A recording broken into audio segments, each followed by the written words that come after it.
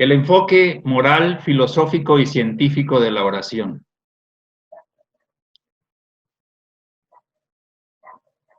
Es un hecho que todos nosotros, de alguna manera, oramos, hacemos nuestras plegarias. Es un hecho que gran parte de nosotros ora, y aunque lo que importa, lo digo desde el comienzo, es el sentimiento que pongamos, desconocemos algunos aspectos relacionados con lo que debe componer a una oración, entre otras cosas. Siendo así,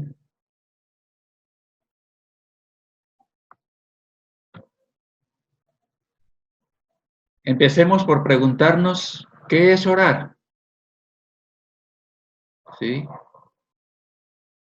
Y la mejor manera de poderlo hacer es recordando una enseñanza de Raúl Teixeira, cuando él nos dice, hablando del mismo tema, que orar es un verbo que procede directamente del latín, orare, que significa hablar. De manera que, por esa razón, nos explica Teixeira, nosotros, a aquellas personas que disertan, que son expositores, se les denomina de oradores, porque ellos lo que hacen es hablar y poner en práctica. Mas la oración como tal se llama así desde el momento en el que nosotros buscamos comunicarnos con Dios. Y recurriendo al libro base de nuestra doctrina espírita que nos legara el maestro leonés Allan Kardec, en la pregunta 659, él pregunta a los espíritus superiores, ¿cuál es el carácter general de la oración?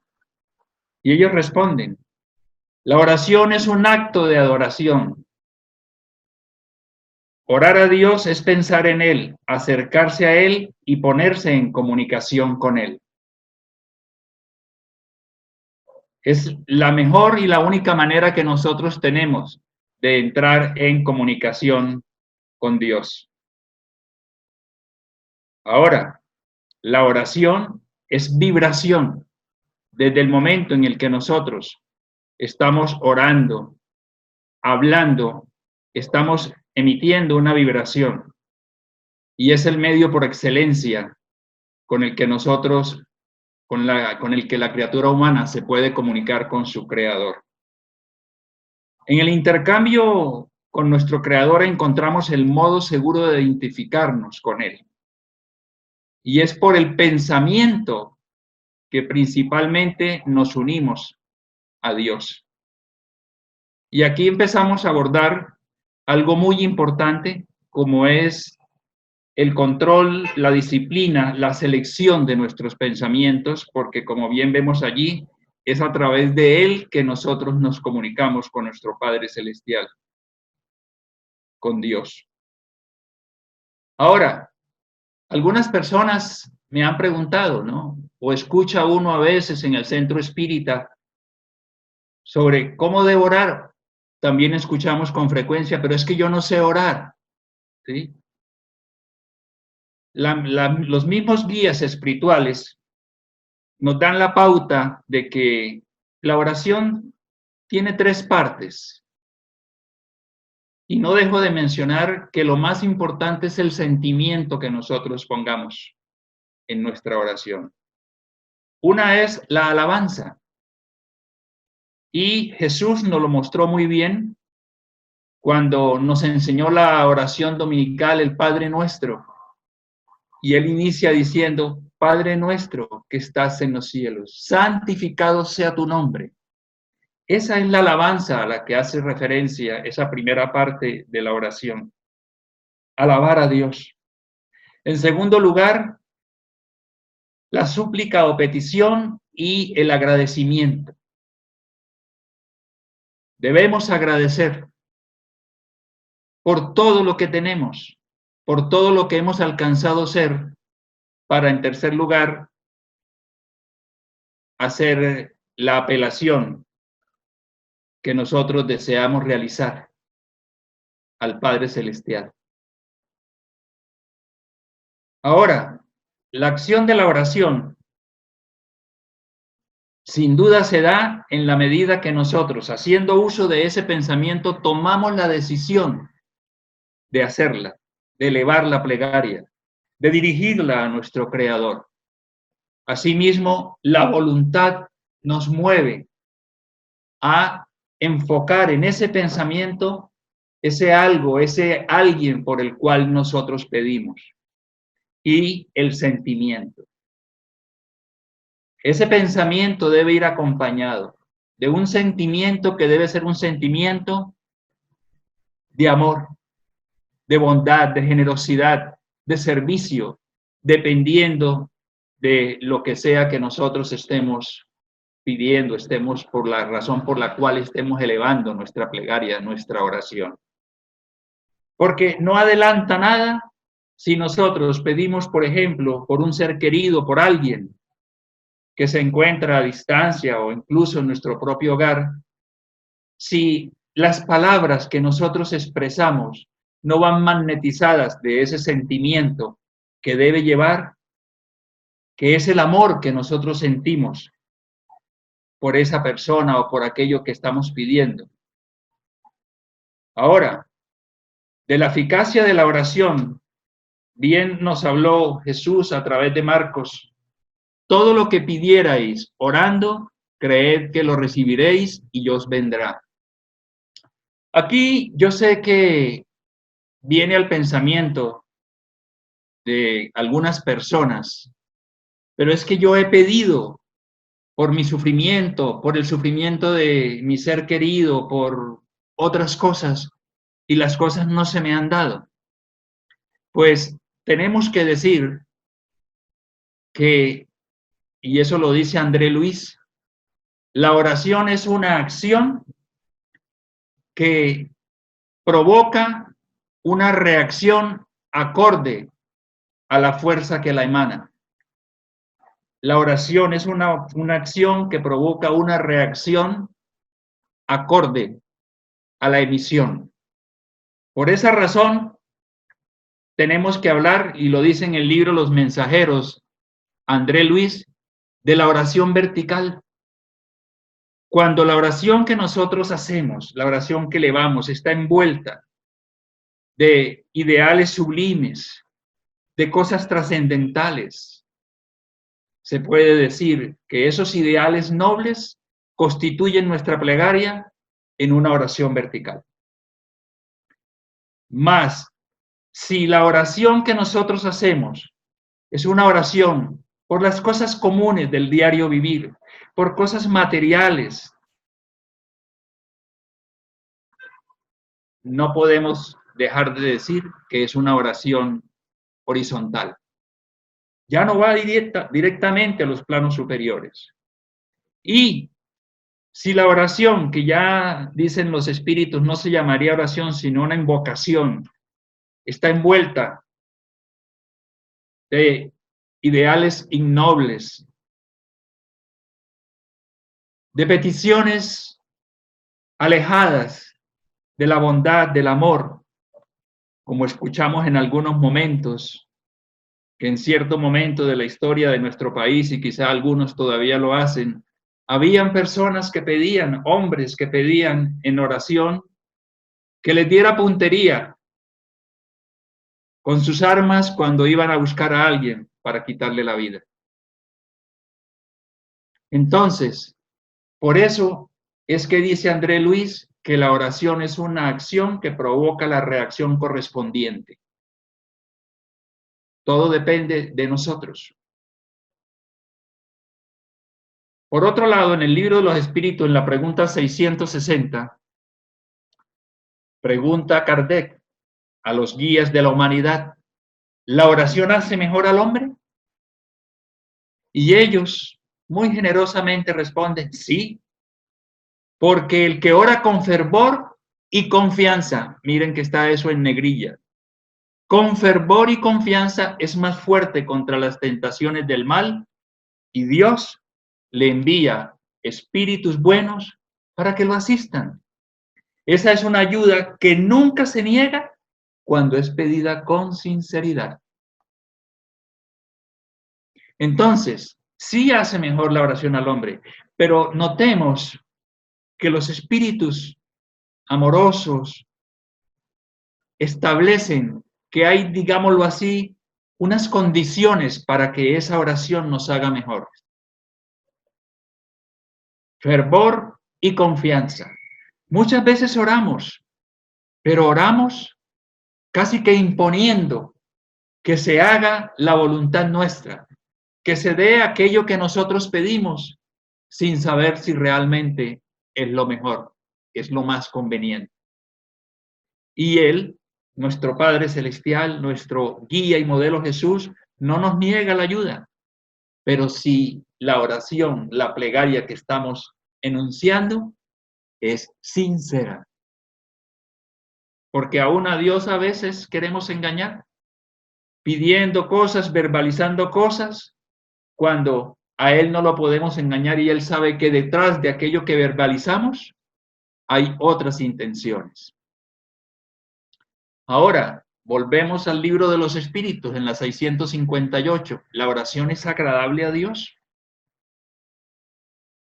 La oración es siempre agradable a Dios cuando es dictada por el corazón, porque la intención es todo para Él y la oración del corazón es preferible a la que se pueda leer, por más bella que sea, si la lees más con los labios que con el pensamiento.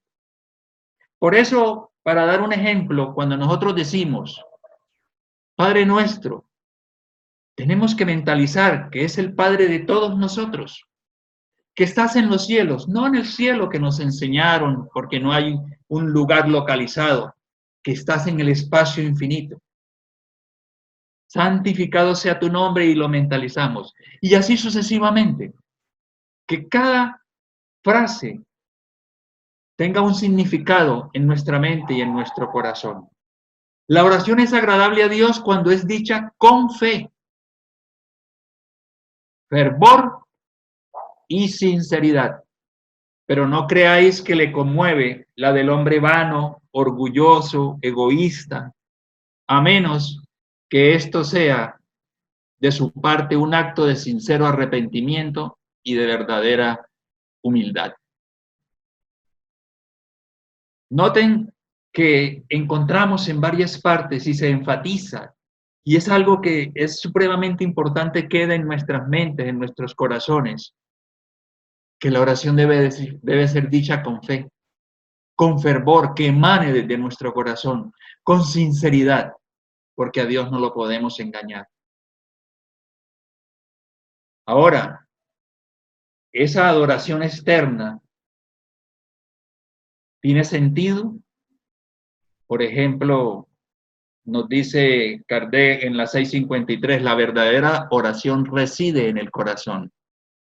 Porque personas hay que dicen que la oración es más efectiva si la decimos de rodillas. Quizás sean prácticas de hermanos de otras doctrinas, de otras filosofías, de otras religiones, respetables. Pero no es el estar de rodillas o el estar adoptando una posición X lo que va a hacer que nuestra plegaria sea más efectiva. Y en la 654 dicen los espíritus, no existe una forma de adoración más conveniente que otra. La forma más conveniente es aquella que emana de nuestro ser interior, profundo. Y en la 655 dice, en esta como en otras muchas cosas, la regla es la intención. Y lo dice en el libro de los espíritus, pregunta 672 también, que la intención es siempre la que Dios ve en cada uno de nosotros. Y ahí es que Él sabe si realmente esa intención que tenemos al pedirle, al orarle, al querernos comunicar con Él, tiene el significado que nosotros queremos mostrarle. Ahora, en estos tiempos de pandemia, se ha visto la unión que no se había visto, al menos antes de ella y durante mucho tiempo. Y cuando oramos unidos, cuando hay homogeneidad de intenciones, dice la 656, los hombres reunidos por la comunión de pensamientos y sentimientos tienen más fuerza para atraerse a los buenos espíritus. Lo mismo sucede cuando se reúnen para adorar a Dios.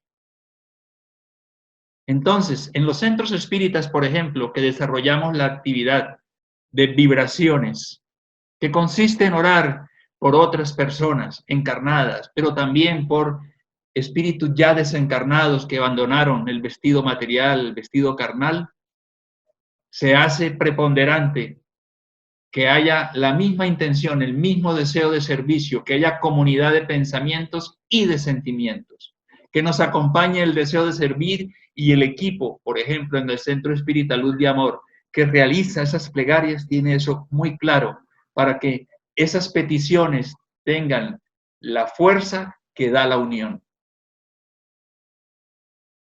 Por otro lado, la oración constituye la fórmula básica de la renovación íntima. Todos nosotros, de alguna manera, queremos renovarnos íntimamente, queremos ser mejores personas, queremos cambiar, queremos generar cambios en nosotros. Hoy hablaba con una persona que está atravesando por momentos muy difíciles y él me dice, usted me dijo algo, Emiro, que la verdad no me molesta, porque yo sé que es así. Yo dije, caramba, ¿qué pasó? Me dice, no, simplemente estoy cosechando de lo que sembré. Pero quiero cambiar. Y esa renovación íntima es la que, cuando es sincera, Dios acompaña, Jesús acompaña desde nuestra plegaria. Hábito indispensable para la salud espiritual. Hábito. Debemos habituarnos. No se trata de que nosotros elevemos el pensamiento a Dios solo cuando necesitamos, cuando tenemos problemas. Ahora que estamos viendo tantas personas morir y como que no sabemos qué viene, la incertidumbre que hay, y entonces ahí buscamos la oración. Me quedé sin empleo y ahí empiezo a orar para pedir ayuda. Mi esposo, mi esposa me abandonó y allí oro para pedir ayuda. Pero en los momentos de complacencia nunca nos olvidamos, nunca nos acordamos de orar, de agradecerle a Dios por tanta bondad. La oración higieniza la mente al beneficiante sobre nuestro periespíritu, reorganizando y preparando posibles daños que a través de nuestra impresión causamos en su estructura. Sabemos que el periespíritu es el puente entre el espíritu y el cuerpo material, y que cuando abandonamos el cuerpo, porque hubo la denominada muerte, el espíritu va al plano espiritual con su cuerpo espiritual, que es el periespíritu. Pues ese periespíritu, mientras estamos en la tierra o incluso en el plano espiritual, logramos contaminarlo, contagiarlo, afectarlo negativamente a través muchas veces de pensamiento de odio, de amargura, cuando dejamos de ser vigilantes con nosotros mismos. Y es allí donde la oración se constituye en un bálsamo que limpia, que nos calma. Es fuente catalizadora de bendiciones y fluidos del mundo espiritual a favor nuestro. Fuente catalizadora de bendiciones. El catalizador acompaña, impulsa, ayuda a que los fluidos que el mundo espiritual nos da tengan un efecto mejor, mayor en nosotros mismos. Ahora, los sentimientos deben ser coherentes con lo solicitado. Por eso Jesús nos da una gran enseñanza cuando nos dice, perdonemos para que seamos perdonados. Muchas veces hacemos la plegaria, hacemos la oración, pero no va acompañada de una coherencia respecto a lo que nosotros sentimos. Perdóname, Señor, porque incurrí en este error, porque hice aquello, pero yo estoy perdonando. Ahora, todos nosotros estamos en el proceso de aprender a perdonar. Pero qué bueno que podamos orar y estar trabajando a la vez por perdonar a quienes tenemos que perdonar. Si no tenemos hoy día a quién perdonar, qué bueno, porque de lo que se trata es que si alguien es enemigo nuestro, problema de él, pero que nosotros no seamos enemigos de nadie. Ahora, el tema pide abordar también el aspecto científico de la oración. El término de energía es algo que podríamos nosotros definir desde diferentes ángulos. Podríamos decir que la energía es la materia, o que la materia es la energía condensada, que la energía está presente en la condensación de la materia. Pero nos interesa en este momento conceptuar diciendo que la energía de un cuerpo o de un sistema es la capacidad que éste tiene de generar una acción cualquiera. ¿Por qué? Porque somos energía. ¿Cómo así que somos energía? Sí. Tú recordarás que por eso se dice electrocardiograma, electroencefalograma, porque a nivel cerebral, ¿sí?, hay una sinapsis que se da a partir de energías que acompañan esos procesos. Entonces, si somos energía, cuerpos carnales con energía en su interior, generamos un impacto. Tenemos que generar una acción cualquiera cuando nosotros vemos. Por ejemplo, hay tipos de energía y cada una de ellas tiene un efecto. La energía eléctrica, la energía magnética, la energía mecánica, la energía química, la energía nuclear, la energía mental. Y, entre otros, algunos de estos podrían ser sus efectos.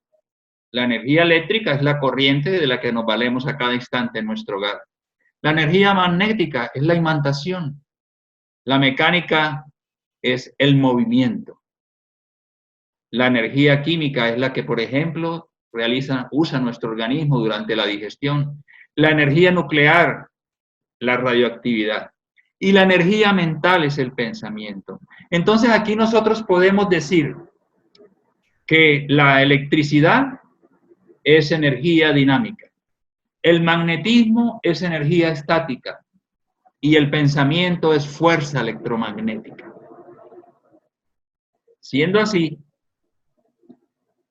el pensamiento, que desde el comienzo venimos observando, venimos dándonos cuenta que es preponderante tomar las riendas de él, el control de él, es una irradiación de la mente espiritual y de nuestro cuerpo mental que juega un papel importante allí. La radiación electromagnética emitida por el pensamiento está asociada a un campo, a una fuerza y una energía. Alguna vez explicaba Divaldo Pereira Franco en una de sus disertaciones que cuando Jesús era abordado por un enfermo, una persona enferma, por ejemplo, ciego o paralítico, vemos en los textos bíblicos que él decía, ¿y tú crees que yo puedo curarte? Sí, maestro, sí. En ese momento, explicaba Divaldo, el enfermo abre un campo de fuerza, abre la condición necesaria para que el magnetismo sublime del maestro pudiera alcanzarlo y realizar la acción que estaba solicitando el enfermo. El pensamiento es ponderable, medible, constituido de partículas, fotones y ondas. Ha sido fotografiado por los rusos Y es un estudio interesante que podemos hacer investigando sobre el tema. Hace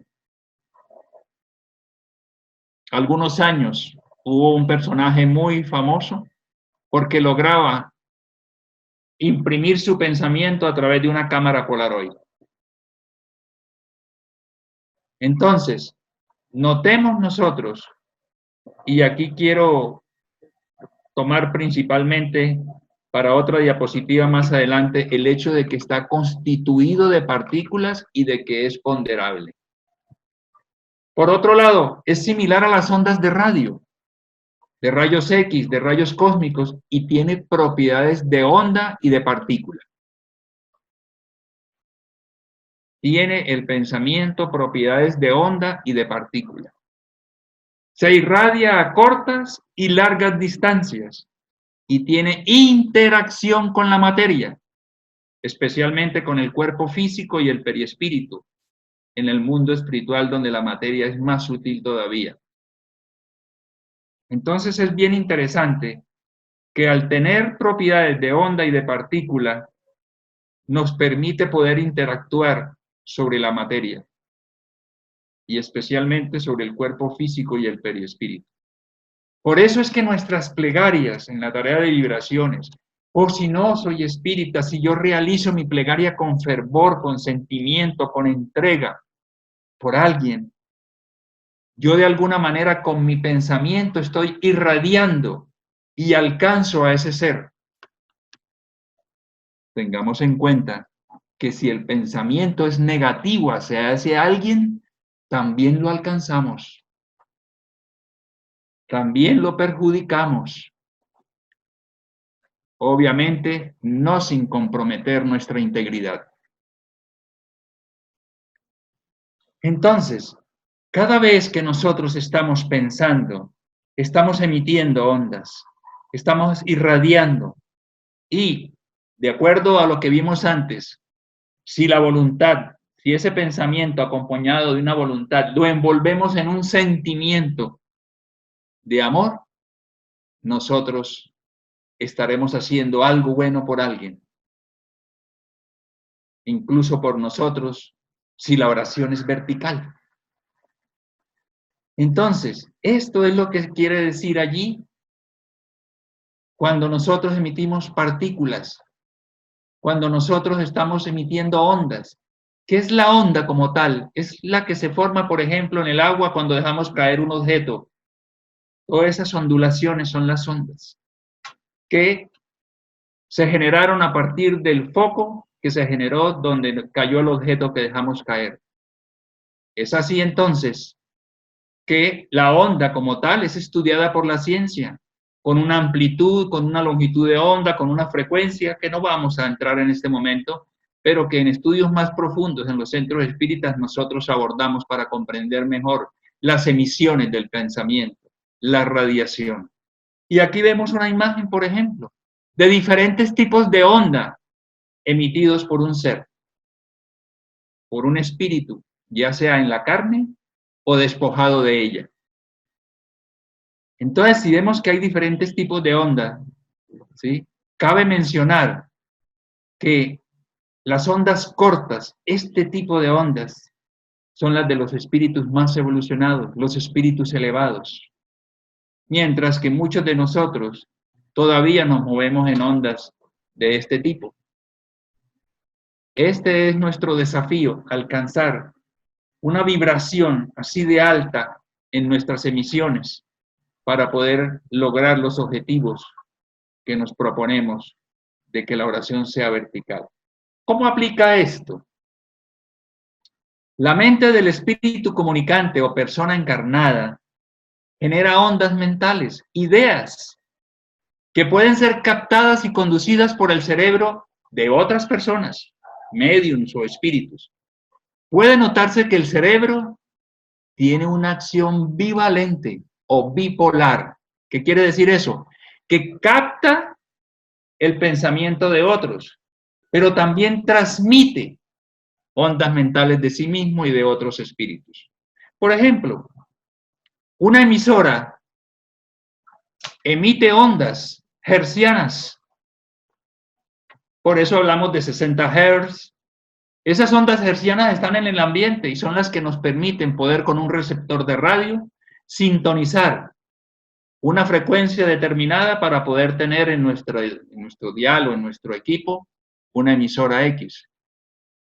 Pero las emisoras también, en el caso nuestro, que estamos emitiendo ondas pensamiento, también somos receptoras, también somos receptores. Emitimos y recibimos. ¿Ok? Entonces, es como si aquí hubieran dos personas, el uno le emite ondas al otro.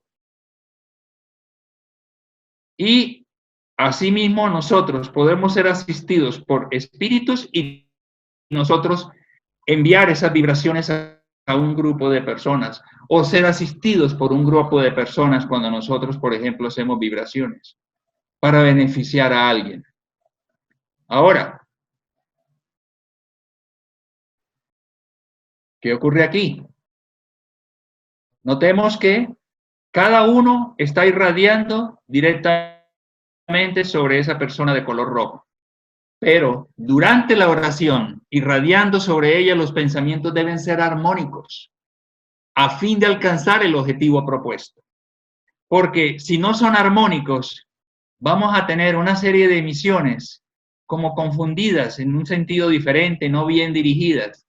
Y eso pasa porque si por el contrario el pensamiento vaga, está disperso, indisciplinado, se torna imposible el apoyo en la oración y por ende su eficacia será distorsionada, incoherente, confusa.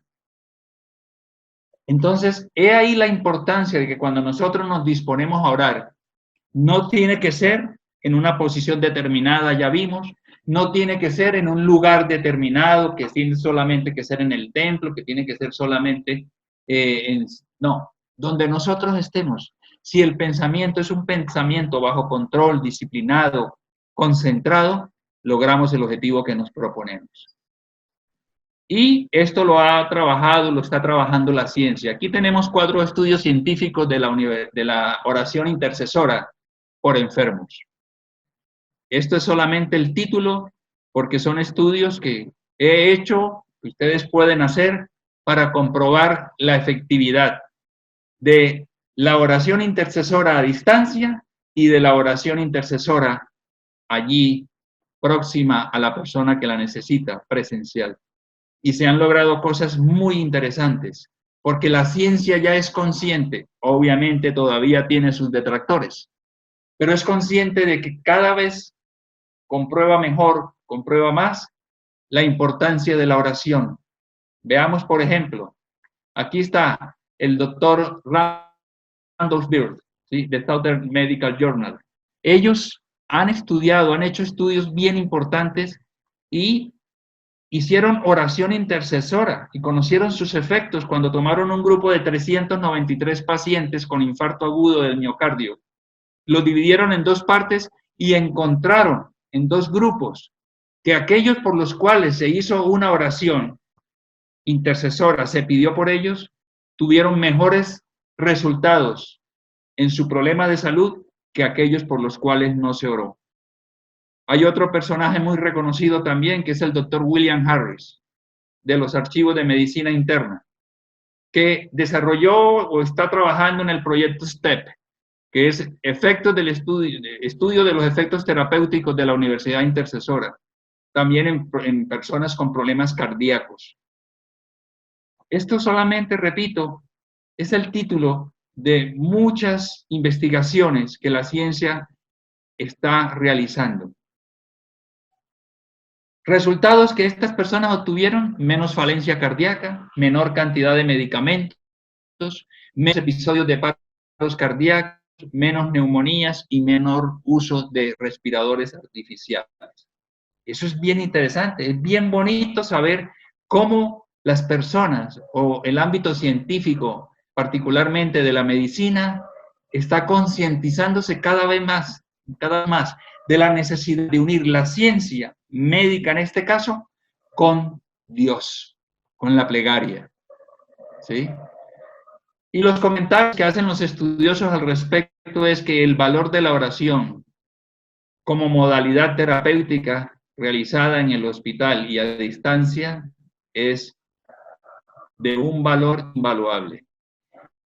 Que aplica para todas las enfermedades físicas y mentales. Ellos lo hicieron particularmente con problemas cardíacos y otros similares, pero aplica a todas las enfermedades físicas y mentales. La medicina incorporando modalidad terapéutica típica de centros espíritas. El Instituto Nacional de Salud de los Estados Unidos, hay quienes que los estudian, expresan su interés por la imposición de manos. El pase espírita que nosotros realizamos.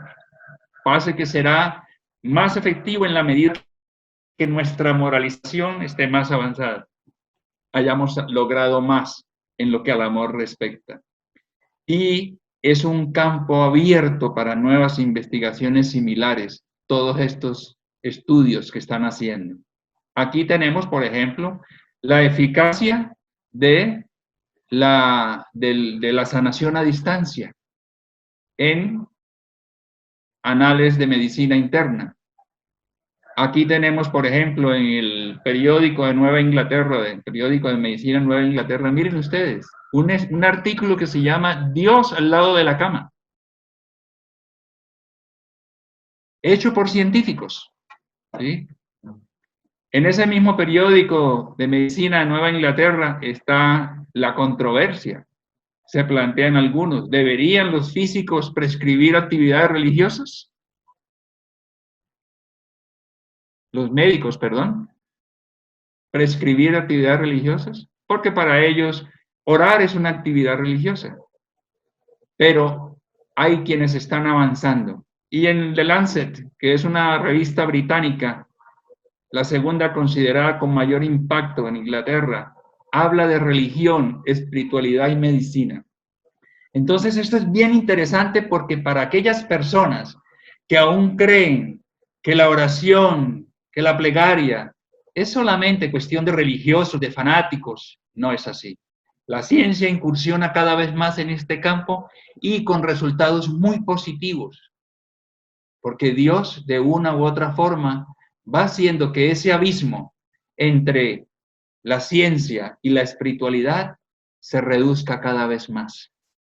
Y es la grandeza del espiritismo, es la grandeza del consolador que Jesús nos prometió, que es ciencia, religión o moralización y filosofía, combinados. Por eso aquí estamos haciendo un análisis, un estudio muy somero, muy superficial de la parte científica de la oración. Ahora, los médicos americanos como los doctores William Reed y Roger Humanas, quebrando los paradigmas porque han tenido detractores y axiomas académicos, defienden la necesidad de la oración en la hora de la cirugía.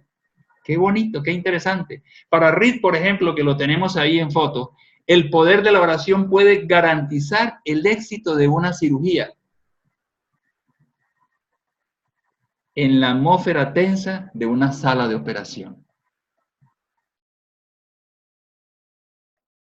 Y hoy vemos cosas como estas. Qué bonito, ¿no? Qué bonito, cómo nos acercamos. André Luis, me imagino yo, al ver esto, debe tener una gran y amorosa sonrisa, porque ¿saben qué dijo él? En el libro Liberación, si los médicos orasen a través de Chico Xavier. Dios penetra cada vez más el corazón del hombre, independiente de que sea de raza tal, negro, de color, blanco, amarillo, de la profesión tal, del apellido tal, lo que sea, siempre está allí. Y ese es uno, triste, pero es uno de los efectos positivos de esta pandemia. Muchos orando para que la situación mejore. Aquí vemos otro médico orando en momentos como este. Y dice el doctor Reed y el doctor Yumanas, cuando una enfermera le pasa un instrumento al doctor Reed, el médico dice que hace siempre una oración. Pide a Dios que actúe de acuerdo con sus designios. Para el cirujano, la oración crea el clima de calma necesario para el trabajo. Reed y Roger citan el caso de hemorragias súbitamente controladas o paradas cardíacas prontamente resueltas cuando ellos se preparan con la oración para la cirugía. ¿Sí? Lo están diciendo científicos.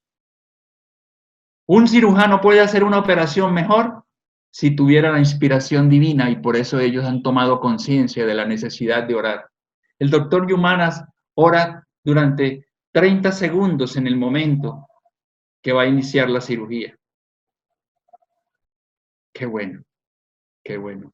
Nosotros entonces no podemos negarnos a la oración, no podemos negarnos a la plegaria, más acompañarla de fe, de sinceridad, de fervor.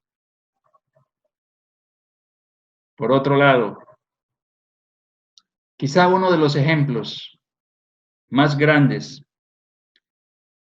de la historia, sobre todo del cristianismo primitivo, se dio con esta mujer africana que nació en Tamase, en el norte de África. Ella desde temprano fue arrebatada prácticamente por las enseñanzas del Cristo y quiso quedarse para servirle a él, pero fue obligada a casarse. Fue obligada a casarse con un hombre que tenía valores muy opuestos a los valores espirituales del corazón de esa mujer. Un hombre romano de nombre Patricius, violento, y uno de los padecimientos que ella más tuvo que soportarle, los sufrimientos que tuvo que soportarle a él durante toda su vida, fue la infidelidad de él. Sus ataques de ira, de rabia, violento era. Tuvo 3 hijos, Agustín, Navicio y Petrona, a los cuales amaba mucho. Pero ella se hiciera famosa por el mayor, por Agustín. Un hombre también que se aliaba al padre rebelde, malgeniado, para crucificarla a ella. En cierto momento, la suegra de ella pasó a vivir con ellos y fue otra que se sumó al hijo mayor y al esposo para todos los sufrimientos. Ella aceptó el desafío y oraba con fervor. Y se daba cuenta cómo su hijo mayor, distanciado de las enseñanzas del Cristo, robaba, bebía, mujeres, tantas acciones opuestas a las enseñanzas del Cristo que ella hubiera aprendido. De alguna manera, y para cortar la historia que es bien bonita en su extensión, él en Milán tuvo la oportunidad de visitar una catedral, la catedral de Ambrosio, de San Ambrosio, posteriormente un obispo, y escuchó sus plegarias.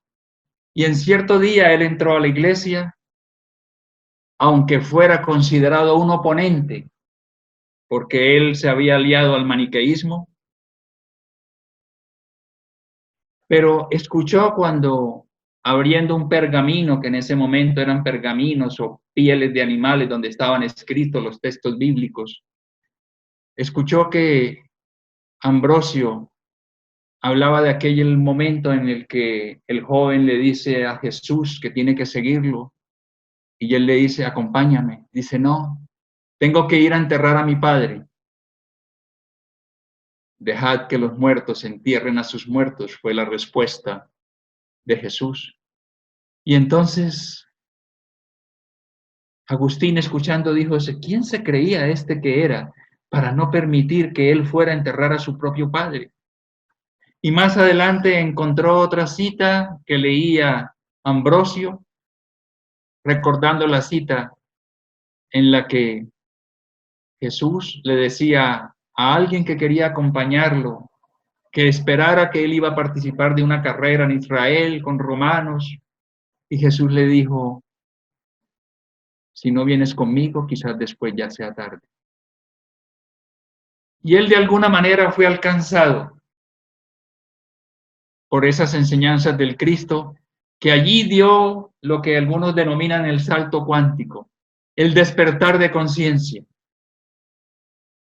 Y salió y abrazó a su madre. Y le dijo, madre, has vencido. Tus oraciones me convirtieron. Ella lo abrazó con gran ternura y le dijo, hijo, fueron 27 años de oración, rogando por tu cambio, rogando porque buscaras a Jesús. Estamos hablando de Santa Mónica y San Agustín. Él se fue a Milán con ella, había logrado su objetivo, ya estaba enferma y murió en la ciudad de Ostia. Y él regresó a Hipona, en el puerto al norte de África. Se hizo el sacerdocio y posteriormente fue nombrado obispo de Hipona. Y hoy lo conocemos como San Agustín de Hipona. Es un ejemplo del cristianismo primitivo, de una gran madre, de una gran mujer, que nunca dejó de orar por su hijo, para que su hijo se acercara al Cristo, para que su hijo despertara. Y la oración lo logró. Cuando ella muere en sus brazos, ella simplemente le dice, nunca olvides el poder de la oración. De manera que nosotros no nos neguemos, queridos hermanos en Dios, muchos de ustedes hermanos en Ideal, a orar. Y aquí está la mano del pequeñín, de la mujer, del hombre. Por eso tenemos que instituir en nuestros hogares la oración en familia, el evangelio en el hogar, que nos enseña la doctrina espírita. El evangelio que he hecho en familia, como aquí vemos, estudiando, buscando un momento de reencuentro, de conocer el pensamiento del hijo, de la hija, de la esposa, del esposo, del padre, nos lleva a una gran reflexión, a conocernos. ¿Cuántas veces ni siquiera a la hora de la cena podemos estar juntos, menos para un momento de oración? Es la invitación que el Cristo nos hace. Orad y vigilad. Y Juana dice, la oración es un precioso recurso que faculta la adquisición de la autoconciencia, de la reflexión del examen de los valores emocionales y espirituales que dicen respecto a la criatura humana. Qué hermoso. Es nuestra decisión si buscamos esa oración o no. Es la invitación que el Maestro nos hace y que a través de este compartir esta noche he querido dejar en sus mentes, en sus corazones, un simple seguidor de Jesús, de los más pequeños, pero que ruega a Él que la paz y la armonía estén siempre entre nosotros. Muchas gracias a todos por acompañarnos.